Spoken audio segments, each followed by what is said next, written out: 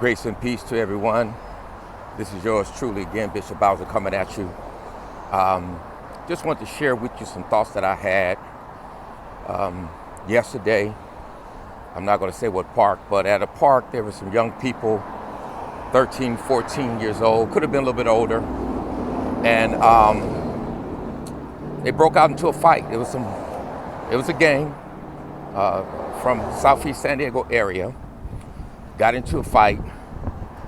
One of the young persons that was in the fight got up and pulled out a gun.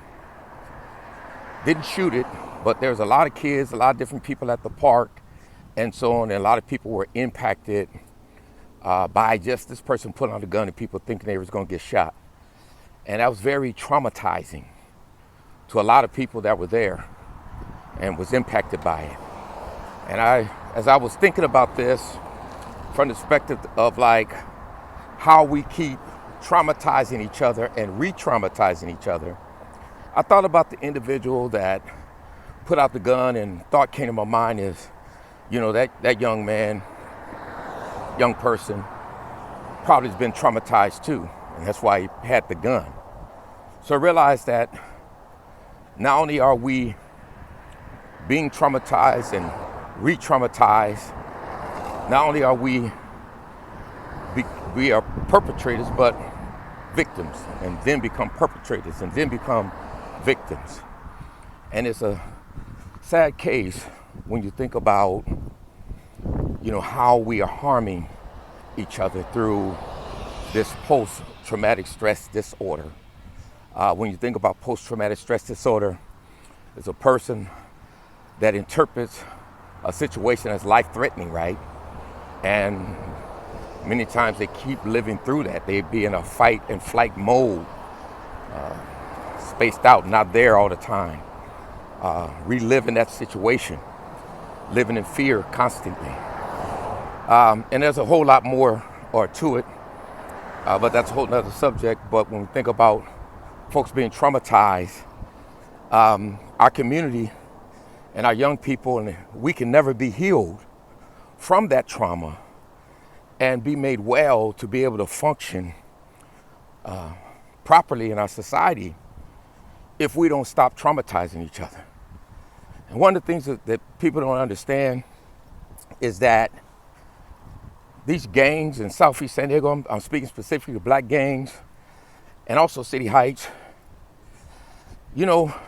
every single one of these gangs has murdered someone. And I ain't just talking about singular, but in plural, right? And they have killed somebody's son, daughter, brother, sister, mother, father, even grandfather and grandmother, niece, nephew, uncle, aunt, cousin,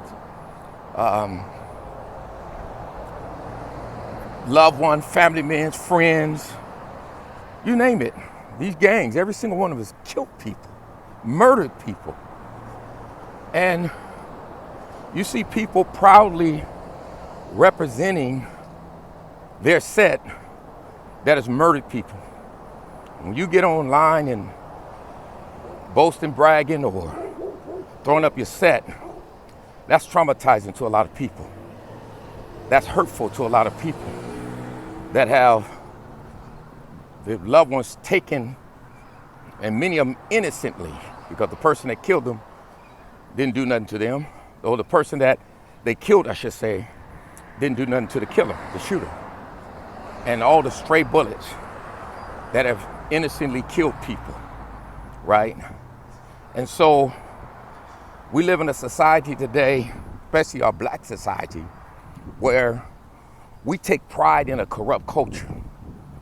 We take pride in gangbanging stuff, murder and robbery, and rapping about it, and living a real life and proving how gangster you are or how in you are. And this is harmful to our community. And that's why we're constantly being traumatized and re-traumatized and living a nightmare because of this gangbanging stuff. Whatever gang you claim to represent, that's not cool. They're murderers. Every gang are murderers. And that's not cool. We got to get to the place where there's accountability. We got to get to a place to where that you grow up and mature and get to a level where you are cognitive, right? And you can reason. The scripture says, come, let us reason together, right? And I say this in love because the Bible also talks about speaking the truth in love. So I'm speaking the truth to you in love, but at the same time, I'm really like in a righteous indignation and anger with how we put up with this mess. And the people who have huge platforms and you can do something about it, you're perpetuating it. And that's part of the problem. Sickening. It's not cool. So I'm hoping to call on you in a respectful and a loving way. Let's put aside the foolishness and let's start working together to heal our communities, save our young people, keep them from making the same mistakes that we make. When you see people in their 30s and 40s and 50s and got young people around them banging, disrespecting other sets, and no elders are there to correct them, something's wrong with that picture. What a level of immaturity to allow that kind of stuff to happen. We got to move past fear. We got to move past immaturity. We got to move past trying to fit in to be cool and get to the place to where that we're bold, we're loud, we're courageous, to want to really bring about a positive change in our young people. They need us. They need our help.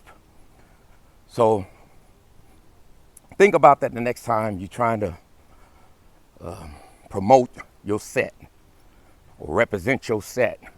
It's not cool. Every gang, black gang especially, are murderers. And on down the criminal line, when you look at all the ruthless and horrible and foul and unrighteous things that they have done, that's what they represent. And that's what you're representing when you stand with that mess. Hey, I'm from the coast. I love my set. I love my community. But I renounce the violence, the gangs, and what they represent. I want to see change, positive change. And hopefully you do too. So let's start pushing for a more positive culture versus this corrupt culture that we have and everybody's promoting. All right. God bless.